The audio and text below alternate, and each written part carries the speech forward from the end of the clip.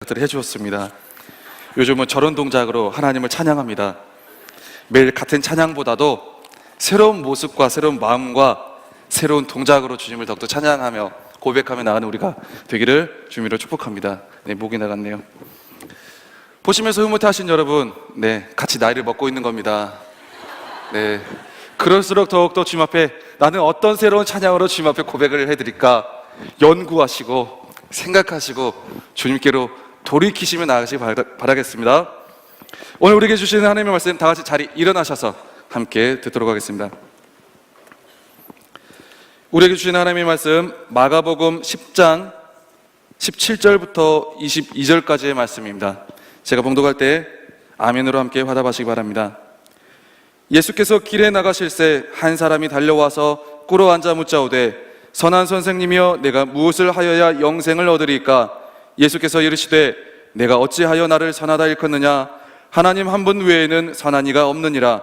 내가 계명을 하나니 살인하지 말라, 간음하지 말라, 도둑질하지 말라, 거짓 증언하지 말라, 속여 빼앗지 말라, 내 부모를 공경하라 하였느니라. 그가 여짜오되 선생님이여 이것은 내가 어려서부터 다 지켰나이다.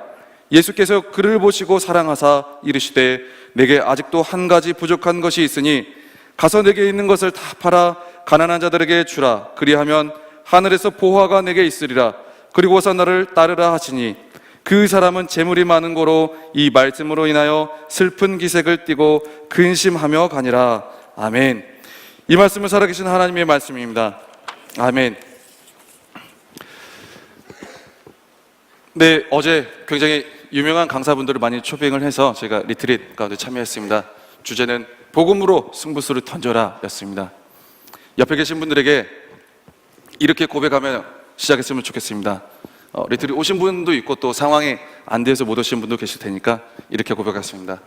너에게 있어서 예수님이면 충분하냐? 질문에 이어 바로 우리의 고백을 올려드리겠습니다. 예수님이면 충분합니다. 예수님이면 충분합니다. 아멘. 우리나라 속담이 10길 물속은 알아도 한 길 사람 속은 모른다 라는 속담이 있습니다. 물속은 보면 한 개든 두 개든 10개든 그 속을 알 수가 있다는 거죠. 근데 사람은 보고 또 봐도 듣고 그 말을 또 들어봐도 그 속을, 본심을 알기가 어렵다는 거예요. 얘가 나를 좋아한다 그러는데 진짜 좋아하는 건지 아니면 그냥 좋아한다는 건지 뭔가 바라는 건지, 심지어는 본인 스스로도 본인의 마음이 어떤 마음인지를 잘 모를 때가 있어요. 내가 지금 뭐 하고 있는 건지? 라고 순간 깨달으며 돌이킬 때가 있지 않습니까? 내가 이 사람을 사랑하려고 만난 건지 아니면 외로움을 때우려고 만나는 건지 분간이 안 될 때가 있다는 거죠.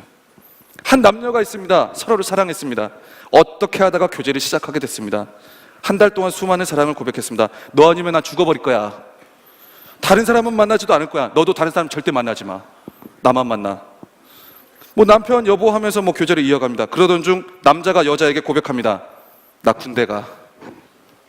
여자가 당황하며 대답하죠. 군대 다녀온 거 아니었어? 마음의 본심이 어디에 더 기울여져 있느냐에 따라서 그 다음에 이별을 하느냐 안 하느냐가 결정됩니다.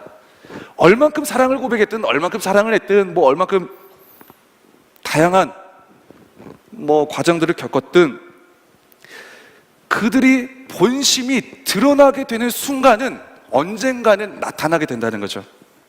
한참 좋을 때는 모릅니다. 별 걱정이 없을 때는 모릅니다. 그런데 나의 중요한 가치를, 내가 놓고 싶어 하지 않는 그 중요한 가치를 뒤흔들 만한 상황이 되면 본심이 드러난다는 거죠. 스스로도 자신의 본심을 알게 된다라는 거죠. 어제 첫 번째 강의 때 오셨던 김세준 교수님께서 하신 말씀 중에 나는 술을 마시는 아버지를 싫어하는데 결국 만나보니 술 마시는 남자였더라. 물론 이제 다양한 반응에 의해서 이제 그렇게 됐지만 그래서 결국 그 술 마시는 남자와 이혼하게 되었더라. 내가 뭘 원하는지 나도 모를 때가 많이 있습니다. 내가 왜 이 사람을 선택하는지 나도 분간이 안 될 때가 있다는 거죠. 그러나 나중에 끝나고 나서 치료를 받아보고 나서 내 마음이 이랬구나 라는 걸 알아가게 된다는 거죠. 내가 좋아하는 걸 따라간 게 아니고 싫어하는 걸 피하다 보니까 이런 만남과 이런 안 좋은 최악의 결과를 경험하게 됐구나. 내가 상대를 나의 만족을 위해서 이용하려는 건지, 아니면 내 본심을 몰라서 피해 다니다가 얼떨결에 만나는 건지, 아니면 정말 사랑하는 건지. 신앙생활을 하다 보면 우리의 본심이 무엇인지를 생각해야 될 때가 옵니다. 이처럼 나 내일 군대 가 라는 대답을 듣는 것처럼, 내가 예수님을 믿고 사랑하는 건지 아니면 이용하고 있는 건지, 아니면 어쩔 수 없이 예수님 고백 정도 하고 있는 건지. 그렇다면 본심이 무엇인지를 알아보는 게 왜 중요할까? 왜 중요할까? 내가 예수님을 믿고 있는 건지, 아니면 종교생활로 그냥 붙잡고 있는 건지, 아니면 이용하고 있는 건지, 그 본심을 파악하는 게 왜 중요할까? 왜 중요하냐? 그 끝이 다르기 때문에 그렇습니다. 그 결과가 다르기 때문이죠. 엄청나게 사랑했습니다. 엄청나게 좋아했습니다. 근데 그 끝이 다릅니다. 의미가 있습니까? 물론 뭐 인생 경험 쌓였다 정도로 할 수 있겠죠. 나이 80 먹어서 끝이 갈라져 버립니다. 요즘은 졸혼이라는 것도 있죠. 결혼식 졸업한다 이겁니다. 서로 수고했으니까 뭐 혼인관계를 파기하진 않았지만 네 알아서 살아라, 나 알아서 살게. 그러니까 이제 나이 한 60, 70 먹어서 이제 젊은 아이돌 따라다니는 분들도 막 계시고 뭐 그런 거죠. 일본에서 유행하면서 온 졸혼이라는 게 있는데, 뭐 졸혼, 이혼, 뭐 별거 동거 이런 것들이 왜 생기느냐? 엄청나게 사랑했는데 그 끝이 최악이에요. 그 끝이 정말 비참, 이건 아닌 거예요. 그럼 그 앞에 싸웠던 게 끝의 시점에서 또 다르게 해석이 되어버리더란 말이죠. 이 나쁜 놈 하면서 해석이 되더라는 거죠. 그때는 남편 여보 했는데. 우리는 본심을 파악하는 것이 중요합니다. 그 끝에 가서 내가 다른 고백 혹은 다른 결과, 다른 열매를 보고 맺어볼 수 있거든요. 다시 돌이킬 수 있는 기회가 주어지지도 않은 채로 최악의 결과를 맞을 수가 있다는 겁니다. 오늘 본문에 한 사람이 나옵니다. 어제 마지막 강의하신 분이 이 본문의 사람을 언급하는 거 보고 깜짝 놀랐습니다. 이번 주에 설교 본문인데. 순간 실망을 했지만 다시 주님의 은혜를 기대하며, 왜 저기서 저걸 다 풀어버리는 거지? 다시 주님을 의지하며 주님께 돌이키며 다시 용기를 냈습니다. 오늘 본문에 한 사람이 나옵니다. 이 사람은 자신의 본심을 예수님을 만나서야 확인하게 됩니다. 모든 게 완벽한 사람입니다. 누가 보기에도 돈도 많고 직업도 완벽하고 말씀도 다 지킵니다. 진정한 교회 오빠입니다. 거룩한 선수. 모든 것이 완벽한데 이렇게 하면 되나 하는 싶은 마음이 떠나지를 않는 겁니다. 계속적인 영적인 갈증과 영적인 고민이 풀리지가 않아요. 답답한 거예요. 답답해요. 뭔가 예배를 드리잖아요. 교회를 다니잖아요. 기도를 하잖아요. 말씀을 읽잖아요. 뭐 안 풀린 게 많은 게 아니에요. 그냥 이것도 다 뭐 부족하진 않아요. 저것도 부족하진 않고 어느 정도 풀려가는 게 있어요. 근데 그럴 때마다 끊이지 않는 답답함이 여기 들어와 있어요. 누구처럼 뭐 굶어 죽을 지경에 처해 있어서 내 상황이 완전 최악이다 그런 것도 아닌데, 그냥 뭐가 답답해요. 막 풀고 싶어요. 해결하고 싶어요. 말씀을 그래도 지킬 만큼 지키는데, 옆에 있는 얘보다는 내가 더 잘 지키는데, 내가 말씀 얘보다는 그래도 좀 아는데, 교회를 한두 해 다닌 건 아닌데, 그리고 주변에 있는 사람들이 나를 막 이상한 사람처럼 보는 게 오빠 역시 누나 최고, 나를 어느 정도는 인정해 주는데 내 안에서는 이렇게 하면 되나 싶은 고민이 떠나지를 않는다는 거죠. 답답하면 사람은 고민을 합니다. 그리고 답답하면 사람은 무언가를 찾게 됩니다. 보이지 않아도 없어도 찾게 됩니다. 우리가 보통 신앙생활을 하면서 기도할 때마다 생각나고 기도할 때마다 떠나지 않는 의문과 고민과 답답함이 있지요. 어느 정도. 무엇을 내가 더 해야 이렇게 되는 걸까? 무엇을 더 해야 이걸 만족이 되고 풀리는 걸까? 내가 신앙생활을 할 때마다 주님 앞에 설 때마다 풀리지 않는 답답함과 고민이 있다라는 건 그것을 통해서 하나님이 주시고자 하시는 솔루션이 있다라고 생각되어지고 연결되어질 때가 많다라는 사실을 우리는 한번 기억해 볼 줄 알아야 됩니다. 하나님이 주시는 솔루션과 나의 이 답답함과 고민이 연결될 때가 많다는 거죠. 그 고민을 통해서, 그 답답함을 통해서, 그 문제를 통해서 나의 무언가가 바뀌기를 기대하시고 나의 무언가가 새롭게 결정되기를 원하실 때가 있다는 겁니다. 그 다음을 위해서, 지금이 아니라 그 다음을 위해서. 혹시 계속 기도할 때마다 생각나는 사건이 있으십니까? 혹시 말씀을 드릴 때마다 생각나서 미치도록 나를 방해하는 것이 있지는 않습니까? 신앙생활을 한다고 하는데 답답하지 않습니까? 뭔가 왜 나는 이게 시원하지를 않아 하는 고민들이 있지는 않습니까? 하나님은 그것을 통해서 그 사람을 바꾸거나 그 상황을 바꾸려 하는 것보다 그 고민과 답답함을 통해서 나를 바꾸기를 기대하고 원하시고 기다린다는 사실을 우리는 기억해야 된다는 겁니다. 하나님은 상황보다는 나를 바꾸시는 것에 관심이 더 많으신 분입니다. 왜요? 어제 말씀처럼 미숙한 나를 붙잡고 끌어주셨거든요. 연약한 나를, 부족한 나를, 세팅되지 않은 나를 부르셨거든요. 그대로. 왜요? 하나님이 고쳐주려고, 하나님이 나를 만들어주려고, 하나님이 나를 하나님의 사람으로, 하나님이 그리스도의 거룩한 영광의 빛을 보이는 질그릇으로 삼아주시려고. 이 부자 청년도 그러한 고민을 가지고 찾아간 겁니다. 다 있었습니다. 그런데 답답합니다. 다 있었는데, 다 만족되는데 고민이 있습니다. 말씀을 지켜도 떠나지 않는 고민이 있습니다.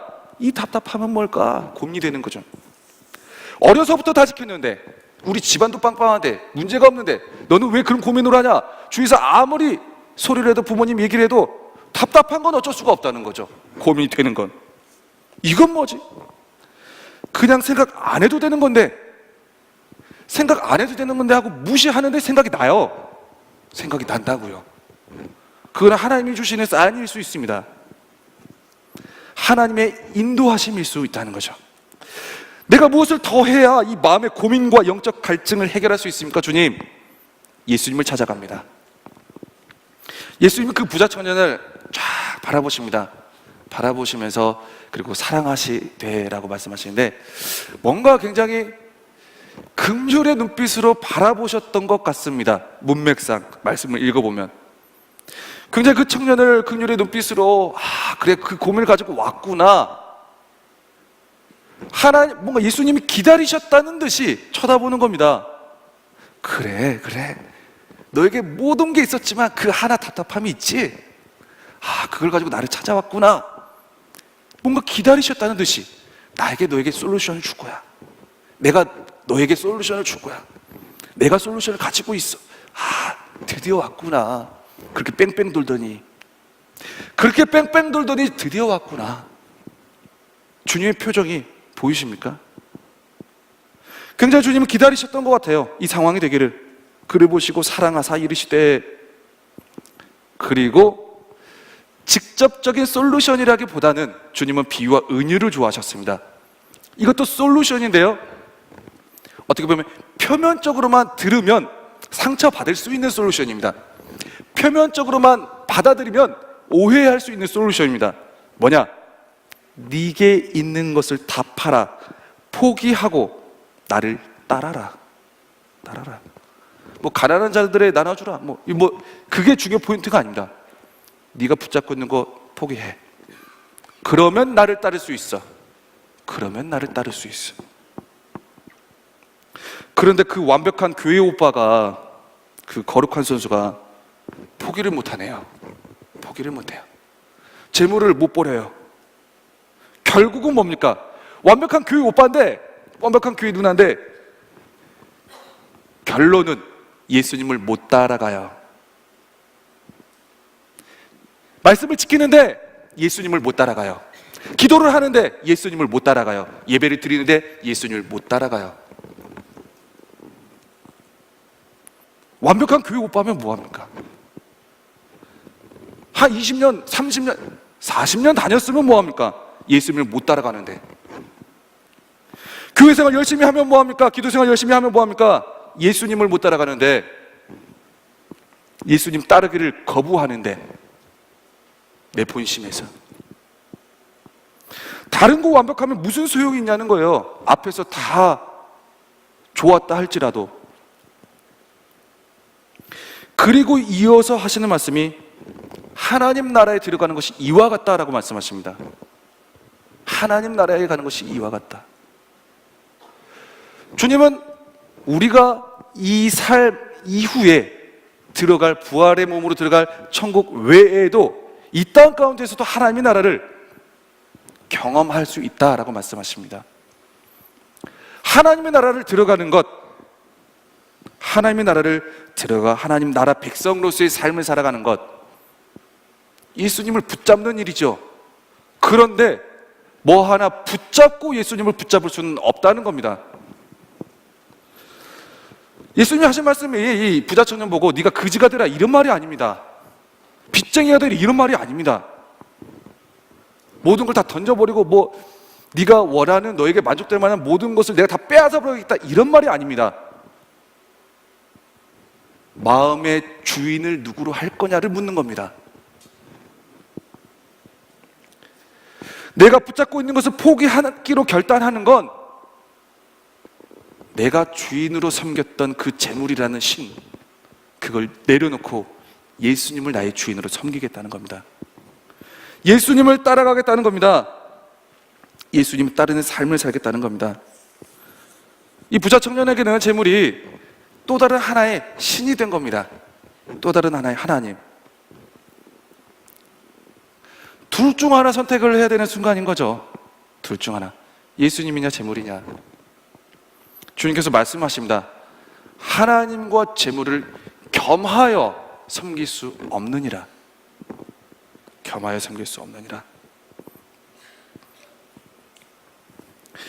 우리가 볼 때 모양은 그렇지 않지만 우리가 볼 때 정말 괜찮은 교회 오빠, 그 오빠가 왜 이렇게 지탄을 받아야 돼? 그 누나가 왜 지탄을 받아야 돼? 하지만 그 마음의 본심이 어떠한지는 우리는 모를 수 있다는 거죠. 빌립보서 3장 8절과 9절을 보면 바울 사도가 이렇게 예수님이면 충분합니다 라는 말을 이렇게 고백합니다. 내가 모든 것을 배설물로 여김은 그리스도를 얻고 그 안에서 발견되려 함이니. 모든 것을 배설물로 여기면 그리스도를 얻고 예수를 나의 주인으로 얻고 섬기고 믿고 예수 안에서 발견되려 함이니 나의 모든 것이 복음이죠. 얻기 위해서는 버리는 게 있어야 됩니다. 얻기 위해 포기하는 게 있어야 됩니다. 왜요?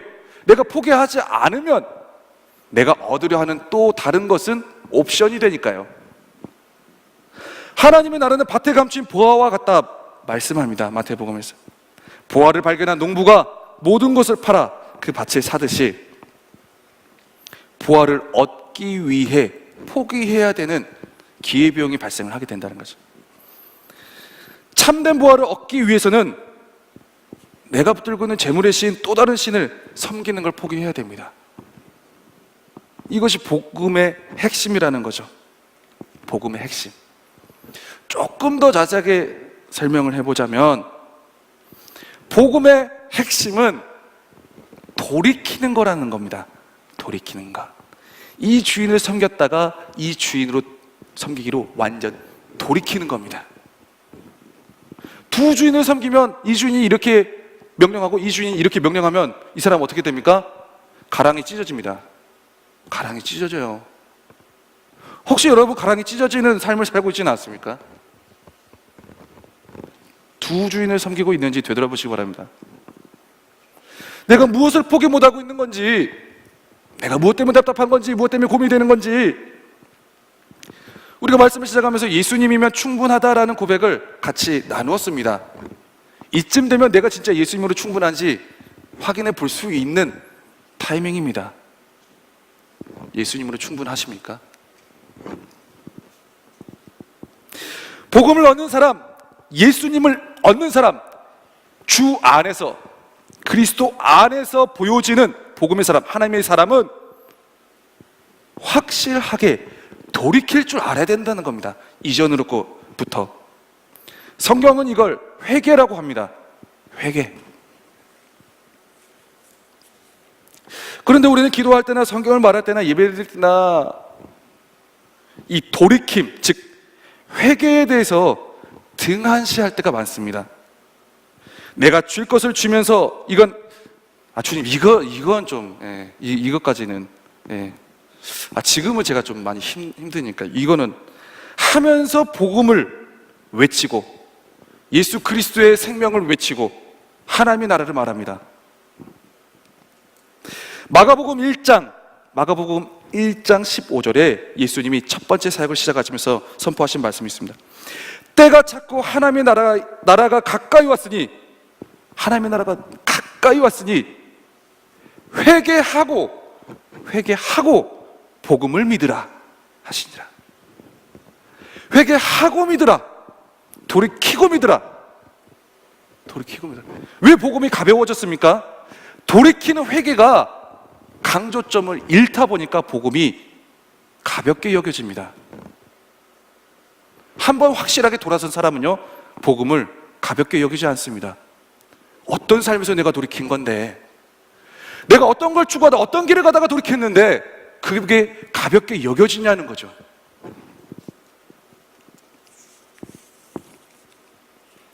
너희가 회개하여 각각 예수 그리스도 이름으로 세례를 받고 죄 사함을 받으라. 너희가 회개하고 돌이켜 너희 죄 없이 함을 받으라. 사도행전에서 또한 계속해서 강조해서 말씀합니다. 돌이키고 믿으라. 믿는다고 하면서 돌이키지 않는 건 뭡니까? 양다리 걸치고 두 주인을 섬기면. 복음으로 산다는 건, 복음으로 시작한다는 건 돌이킨다는 겁니다. 첫 번째가. 그 다음에 믿는다는 겁니다.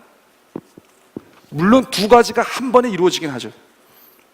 돌이켜야 믿어집니다. 이전과 완전 다른 삶, 내 주권까지도. 저 또한 모태신앙으로 자랐습니다. 목회자 집안에서 막 아버지도 어렸을 때부터 성령 사용하고 막 귀신 쫓아내고 막 엄청납니다.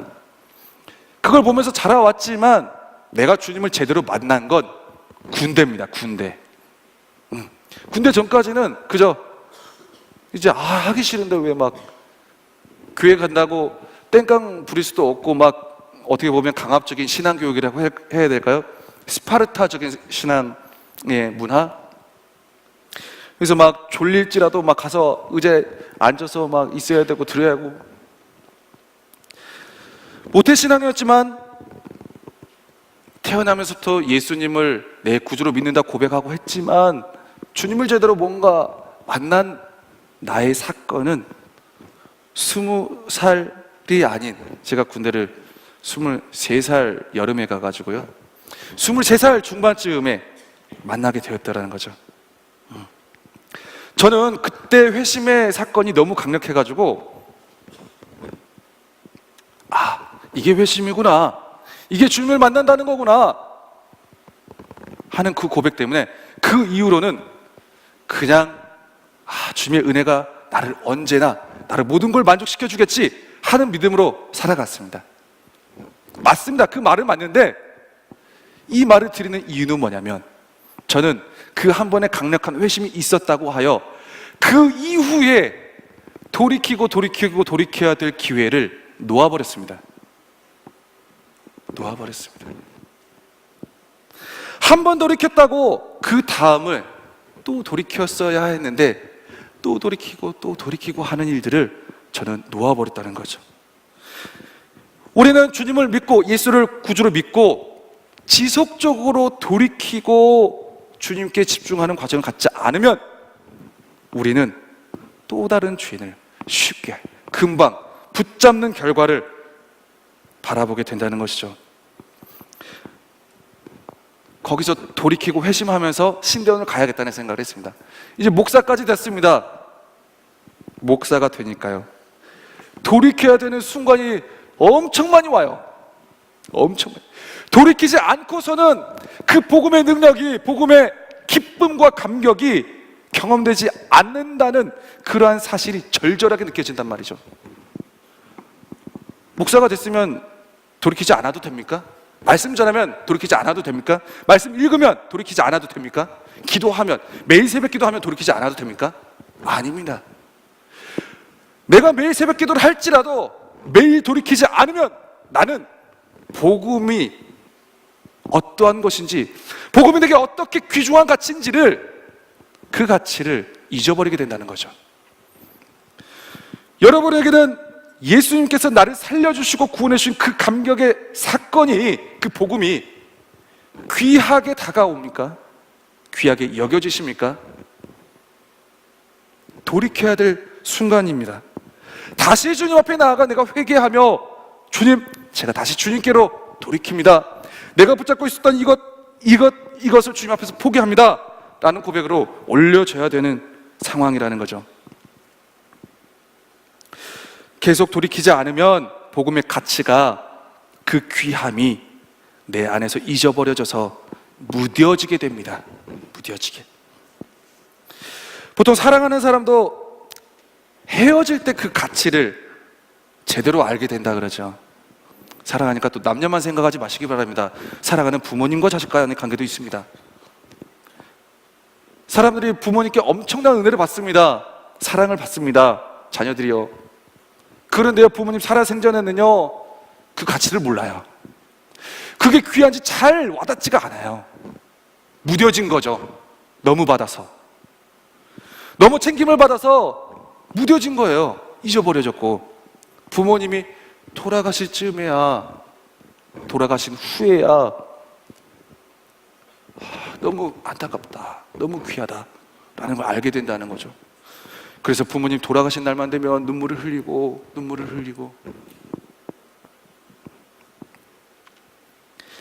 잘 대해주지도 못했으면서, 그 가치를 가치대로 여겨주지도 못했으면서, 그리고 그 가치를 감사하면서 기쁨으로 그 관계를 유지하지도 못했으면서, 헤어질 때 이별해서야 혼자 눈물 짓게 된다는 거죠.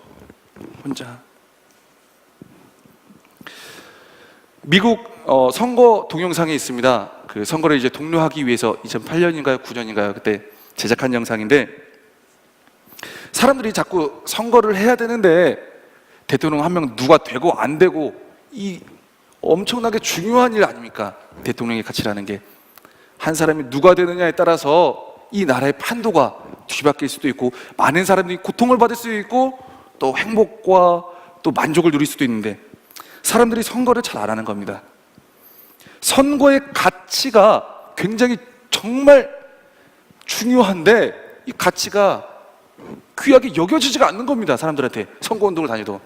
그래서 미국 이 선거운동을 관리하시는 분들이 정말 기발한 아이디어로 영상을 하나 만들었습니다. 투표하지 마세요. 투표하지 마세요. 유명 배우들이 나와서, 그 동영상에 나와서, 여러분 투표하지 마세요. 투표하지 마시라고요. 네, 투표하지 마세요. 근데 이렇게 말해도 되나 하면서 막 투표가 중요한데, 근데 감독이 계속 얘기합니다. 투표하지 말라고 해야 됩니다. 그래야 더 효과가 좋습니다. 투표하지 마세요. 투표하지 말라고 홍보를 하기 시작하자 사람들의 무뎌졌던 본심이 나타나기 시작합니다. 오히려 투표하지 말라고 자극을 줬더니 진짜 투표를 해야 되는지 안 되는지를 알게 되더라는 겁니다. 이 영상을 생각하다가 배우 최광희 씨가 또 신앙적으로 또 적용한 영상이 있습니다. 영상의 제목이 뭐냐? 여러분, 예수 믿지 마세요. 예수 믿지 마세요. 여러분에게 예수님이 중요하지 않으면 믿지 마세요. 여러분이 예수님이 그렇게 귀하다 여겨주지 않으면 믿지 마세요 라고 외치는 영상입니다. 처음에 예수님이 어떤 분이신지를 설명을 하고, 그 다음에 예수 믿지 마세요라고 한번 얘기해 보세요 하는데, 그때부터 무뎌졌던 예수님에 대한 사람들의 본심이 올라오기 시작합니다. 올라오기 시작합니다.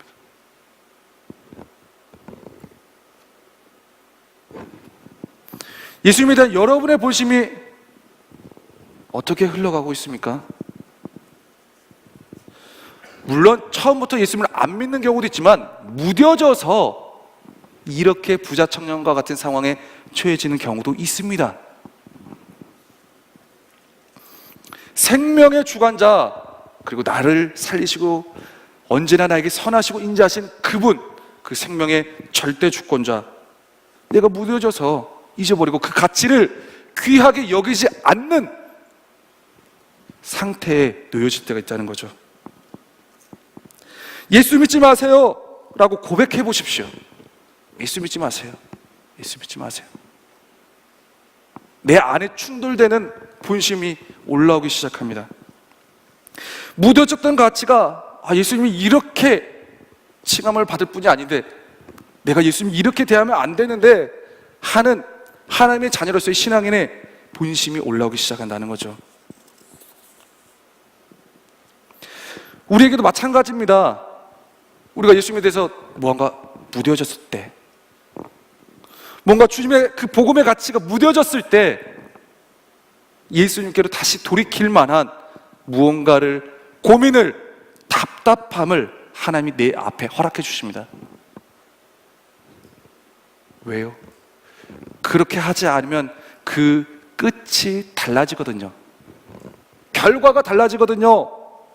결과가 비참해지고 최악의 결과로 다가가고.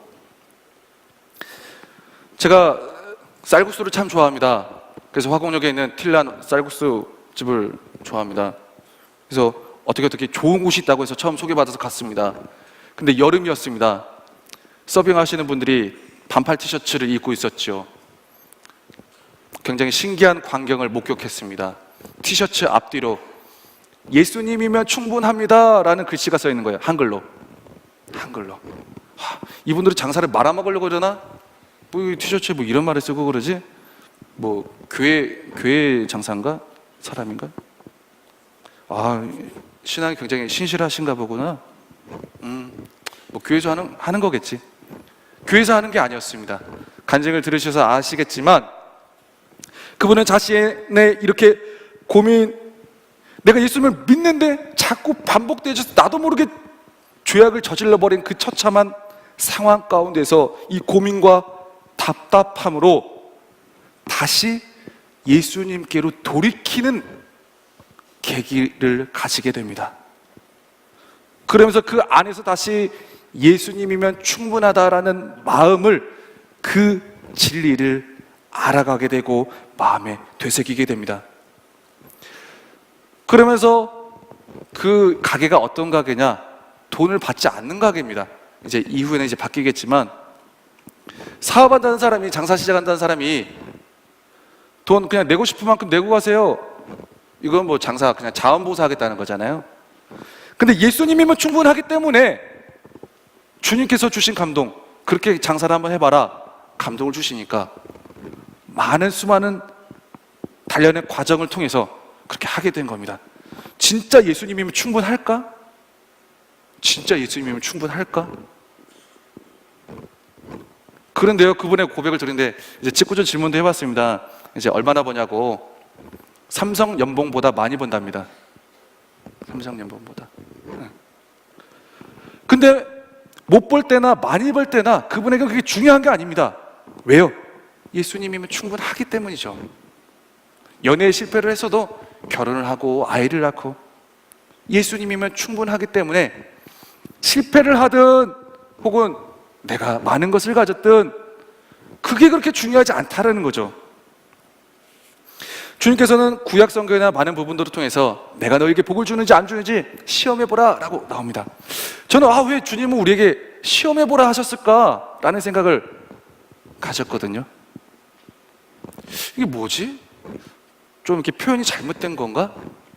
그런데요, 우리가 보는 믿음이라는 거 있잖아요. 믿음으로 돌이키는 것. 믿음으로 돌이키는 건 어떻게 보면 이루어지지 않은 것, 보여지지 않은 것, 경험되지 않은 것을 어떻게 보면 믿음으로 한번 테스트 해본다 라고 여겨질 수도 있겠다라는 생각을 하게 된다는 거죠. 결과가 보이진 않아요. 상황이 보이진 않아요. 그 어떤 약속도 주님의 말씀 외엔 보이지 않아요. 그리고 믿는다 고백하지만 내가 그 끝을 장담하긴 어려워요. 주님을 믿는 것 외에는. 주님이면 충분합니다 라고 하는 것은 보이지 않더라도 그 고민 앞에서 나의 모든 것을 맡기고 내가 붙잡고 이걸 포기하지 않겠다가 아니라, 주님, 저는 이것을 포기하면서까지 주님께 돌이킵니다. 저는 이것을 포기하면서까지 주님께 기도합니다. 저는 이것을 포기하면서까지 주님께 내 모든 삶을 맡겨드립니다 라는 고백과 같다라는 것이죠. 히브리서 4장 2절 말씀에 보면 이스라엘 백성들이 하나님께서 이런 구원의 복된 소식을 전해주셨는데도 불구하고 복음대로 살지 못하고 그 하나님께서 주신 그 복음의 능력과 선하심과 인자하심과 모든 그 복음에서 주시는 복된 은혜를 누리지 못하는 사람들을 보고 뭐라 하느냐? 그들이 복음을 믿음과 결부시키지 아니하였더라 라고 말씀합니다. 복음을 주셨는데 그 복음을 믿음과 결부시키지 아니하였더라. 자기들이 믿음과 연결시키지 않았다는 겁니다. 우리에게는 하나님 앞에서 복음의 가치를 알았고 그 복음으로 시작을 했다면, 예수님이면 충분합니다 라는 그 한 가지 사실로 시작을 했다면, 매일매일의 삶 속에서 예수님이면 충분합니다 라는 고백으로 돌이키는 일이 필요하다라는 것이죠. 이것 때문에 안 되고 저것 때문에 안 되고 주님 이거 왜 안 됩니까? 따지듯이 가는 것이 아니라 오늘도 예수님이면 충분합니다 라는 고백으로 고백해보고 하루를 시작해 보시기 바랍니다. 주님의 은혜가 쏟아지는지 안 쏟아지는지, 내 마음이 자유케 되는지 안 자유케 되는지 고백해보고 시작하시기 바랍니다. 예수님이면 충분합니다라는 고백이 저와 여러분의 삶을 새로운 복음의 시작으로 이끌어갈 줄 믿습니다. 기도하겠습니다.